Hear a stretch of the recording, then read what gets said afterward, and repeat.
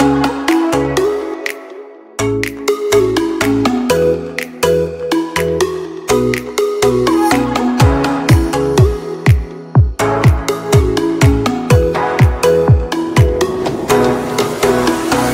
à tous et bienvenue sur Simple Logique Explicable. C'est Martin Rémy et aujourd'hui nous allons amorcer le deuxième exercice de notre série de TD du groupe 1 de l'Université de Yaoundé 1 de licence 1 de physique pour le compte de l'année 2024.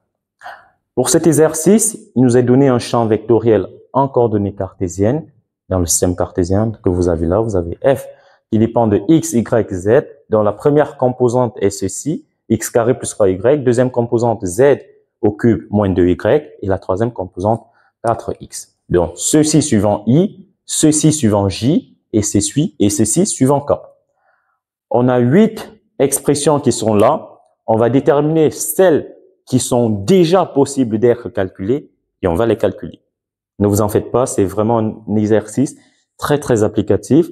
J'aurai juste à rappeler quelques notions sur les opérateurs différentiels et on verra comment c'est si facile de suivi. Alors, premièrement, le gradient. Je ne vais pas rappeler toutes les notions parce que j'ai déjà fait des vidéos sur tous les opérateurs différentiels.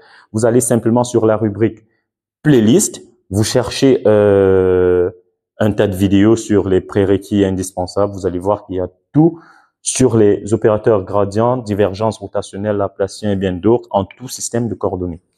Donc ici, qu'est-ce qu'on va rappeler? On va juste dire, on va se placer dans le cas du système cartésien. On va dire gradient.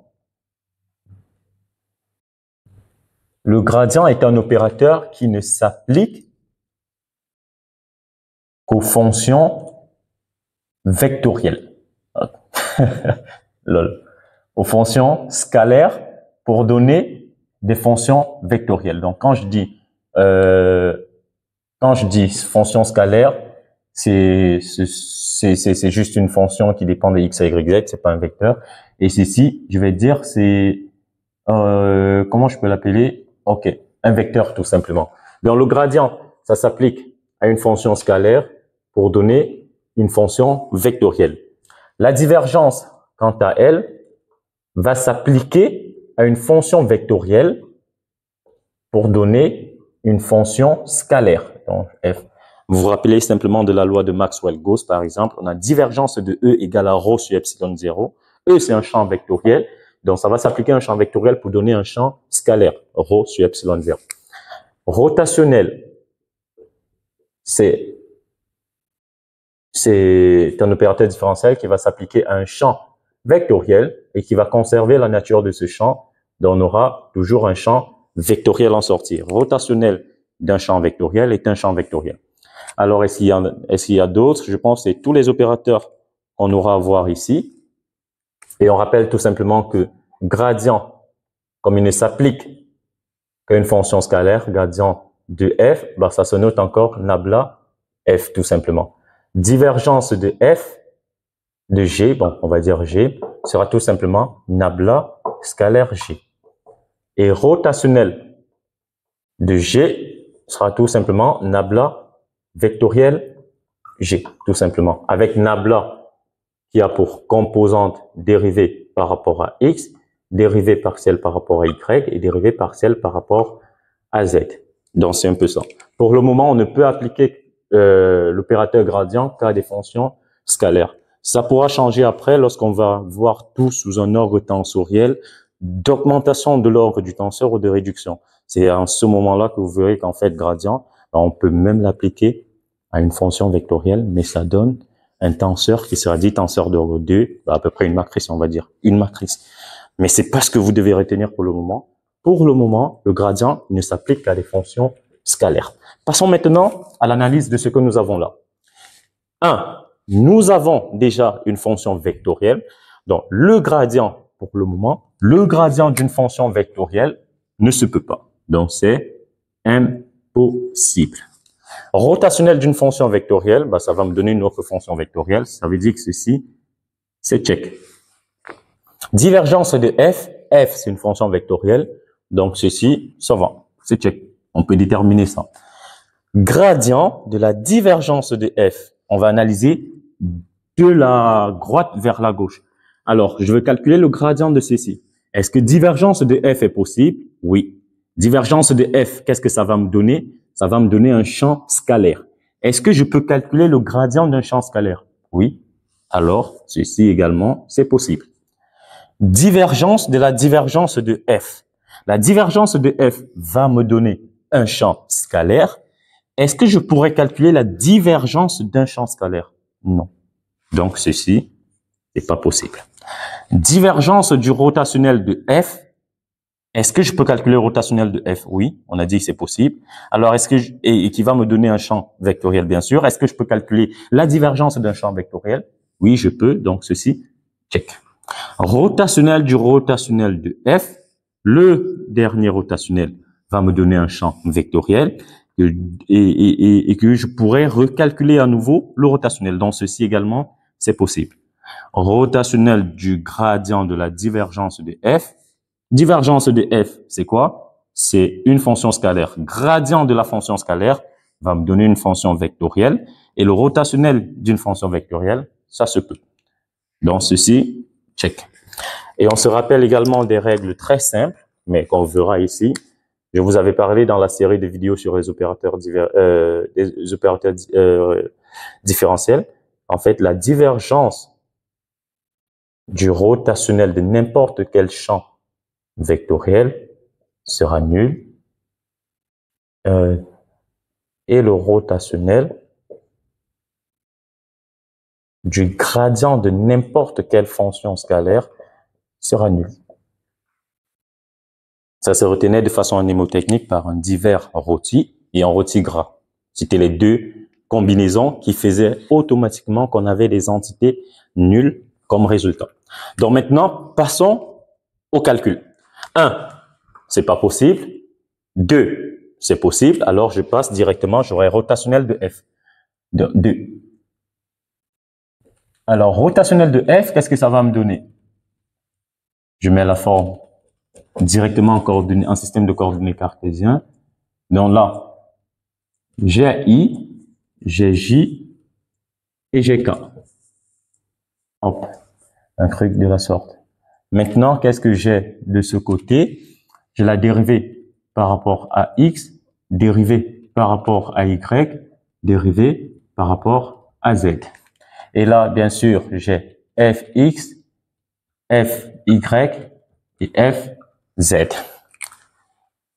Faut pas oublier que bon, là, on aura le moins 1 comme on sait, bien sûr. Donc, rotationnel de f, qu'est-ce que ça va me donner? Le rotationnel de f sera quoi? Quelque chose suivant i, quelque chose suivant j, quelque chose suivant k. Donc, forcément, je vais l'aligner comme ceci.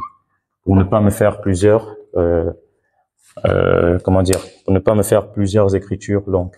Donc ici, pour avoir ce qui est suivant i, la règle elle est simple, je vais barrer la ligne et la colonne. Le déterminant qui me reste, c'est lui que je vais calculer. Ça veut dire ici, j'aurai dérivée de fz par rapport à y, moins dérivée de fy par rapport à z. Deuxième, je mets déjà le moins. Et là, j'aurai quoi? Je barre ligne et colonne. Je vais rester avec dérivée par rapport à x de fz. Donc, dérivée par rapport à x de fz moins dérivée de fx par rapport à z. Et maintenant, en troisième composante, pareil, je barre la ligne et je barre la colonne. Je me retrouve avec quoi? Dérivée de fy par rapport à x moins dérivée de fx par rapport à y. Voilà ce que j'ai. Maintenant, tout ce qui va rester, c'est juste le calcul des dérivées. Donc, le rotationnel de f va garder sa forme finale. Sera égal à quoi? On va prendre directement ce qui sera suivant i, suivant j, suivant k. fz. fz, c'est lui, car x, que je vais dériver par rapport à y. Ça veut dire ici, je me retrouve avec du 0 moins. Et ici, dérivé de fy par rapport à z. Il est là, fy. Je vais le dériver par rapport à z. Je me retrouve avec 3z au carré. Donc ici, j'ai déjà 3z au carré porté par i. Maintenant, je passe là. Je peux directement faire entrer le moins. Bon, ok, je vais le laisser. Je vais pas me compliquer la tâche. Dérivée de fz. Donc, on va dire qu'ici, on a moins. Dérivée de fz par rapport à x. Il est là, fz. Je vais le dériver par rapport à x. Qu'est-ce que j'obtiens? 4. Moins dérivée de fx qui est là, que je vais dériver par rapport à z. Quand je dérive celui-ci par rapport à z, ça me fait 0. Donc, il n'y a rien. Je me retrouve avec moins 4 porté par j. Maintenant, fy, je vais dériver par rapport à x. Il est où, fy? Il est là. Par rapport à x, ça me donne 0. Moins fx, que je vais dériver par rapport à y, il est là, fx. Quand je vais dériver par rapport à y, j'obtiens 3. Ça veut dire que j'ai moins 3 porté par k. Il est là le rotationnel de f. Ça veut dire qu'on a déjà fait ceci. C'est check. Divergence de f. On a dit que c'est du nabla scalaire f. Et si on se rappelle de ceci, quand on va faire scalaire f, ça va simplement nous donner la dérivée de fx par rapport à x, plus la dérivée de fy par rapport à y, plus la dérivée de fz par rapport à z. Petit calcul. Je prends fx qui est ceci. Je vais dériver par rapport à x. Je vais obtenir quoi? 2x. Donc, je mets directement divergence de f sera égale à 2x. Plus dérivée de fy par rapport à y. Quand je dérive ceci par rapport à y, c'est fy, j'ai moins 2. Donc là, j'ai directement moins 2. Plus la dérivée de fz par rapport à z. Alors lui ne dépend pas de z, ça veut dire que c'est 0. Donc j'ai divergence de f qui vaut tout simplement 2x moins 2. Ça veut dire ceci, c'est bon. Maintenant, passons au gradient de la divergence de f. Il est là. Donc, on va juste calculer le gradient de cette fonction scalaire. Je peux déjà effacer ceci parce que ça nous a déjà aidé à déterminer ce qui était possible de calculer ou pas. Alors, gradient de la divergence de f, c'est encore le gradient de 2x moins 2.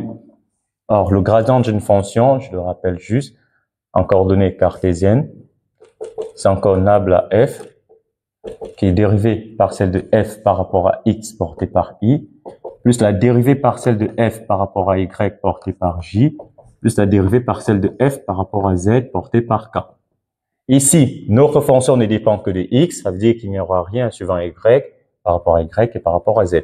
Donc, le gradient, je peux directement l'écrire, j'aurai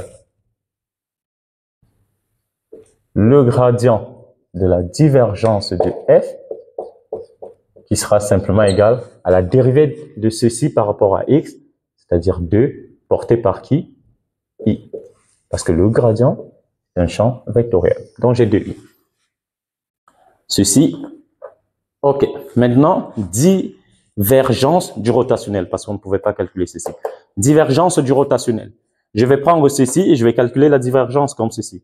Ça veut dire divergence du rotationnel de f sera tout simplement, on connaît déjà la forme du rotationnel, alors on va dériver la composante du rotationnel de f suivant x par rapport à x, plus la dérivée de la composante du rotationnel de f par rapport à y, plus la dérivée de la troisième composante du rotationnel de f par rapport à z. Voilà z. Première composante, j'ai 3z carré que je vais dériver par rapport à x. Donc, ceci me donne directement 0. Plus dérivée de la deuxième composante qui est constante, 0. Plus troisième composante, 0. Ce qui me donne 0. Et vous voyez que ça vérifie ce qu'on a dit tout à l'heure. Pour tout champ vectoriel, la divergence du rotationnel est une entité nulle. Ceci c'est fait. Rotationnel du rotationnel de f. Bon, ici, c'est plus simple. Pourquoi on pouvait utiliser la forme qu'on connaît, le double rotationnel d'un vecteur, c'est égal au gradient de sa divergence, ce serait de son Laplacien. Mais ici, on va direct appliquer le rotationnel à quelque chose qu'on a déjà calculé. Donc, le rotationnel du rotationnel de f sera tout simplement, je mets en bas, j'ai i là, j'ai j et j'ai k. Dérivé par rapport à x, dérivé par rapport à y, dérivé par rapport à z. Et maintenant ici, qu'est-ce que je mets? J'ai les composantes du rotationnel de f, parce que c'est celui-ci dont je veux, c'est de ce champ vectoriel que je veux calculer le rotationnel. J'ai 3z carré là, j'ai moins 4, j'ai moins 3. Alors, on connaît déjà ce que ça fait suivant i, suivant j et suivant k. On aura juste à appliquer. Donc, suivant i, qu'est-ce que j'ai? Dérivé de la composante suivant z. Bon, ok, on vient directement ici. Pas besoin d'aller là. Je barre ceci, je barre ça. Je vais dériver ça par rapport à y, 0, moins ceci par rapport à z, dérivé 0. Ça veut dire que j'ai 0 suivant i. Moins, je mets le moins directement. Quand je barre ceci et ça, qu'est-ce que j'ai? Dérivé de ceci par rapport à x, ça donne 0. Moins dérivé de 3z carré par rapport à z. Ça me fait 6z que je mets suivant j. Maintenant, pour la troisième composante, je barre là et je barre là. Je reste avec ceci. J'ai dérivé de ceci par rapport à x, 0. Dérivé de ceci par rapport à y, 0. Donc, plus 0 porté par k. Autrement dit, le rotationnel du rotationnel va tout simplement me donner moins 6z porté par j. Ça, c'est le résultat de celui-ci. Et le dernier, le rotationnel du gradient de la divergence, il est où? Je pense qu'on l'a déjà calculé. Non, oui. Rotationnel du gradient de la divergence, vous voyez que le gradient de la divergence est uniquement de i. Donc, si on met dans l'expression du rotationnel 2, 0, 0, peu importe la dérivée qu'on aura, on aura un résultat nul parce que ceci déjà ne dépend ni de x, ni de y, ni de z. Donc, pour le dernier, on va juste écrire que le rotationnel du gradient de la divergence de f sera tout simplement nul. Pourquoi? J'ai un rho-tigre qui s'applique à un vecteur. Ou si vous voulez, vous faites pareil que ça, mais vous allez remplacer tout ceci par ces composantes. Donc, comme c'est 2i, vous aurez 2.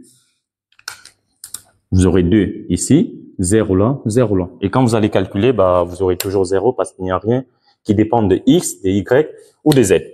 Donc, c'est fini pour ce deuxième exercice de cette série de travaux dirigés. Vous étiez sur simple logique explicable, restez scotchés car on va continuer à avancer. C'était Martin Rémy, rendez-vous à la prochaine. Au revoir.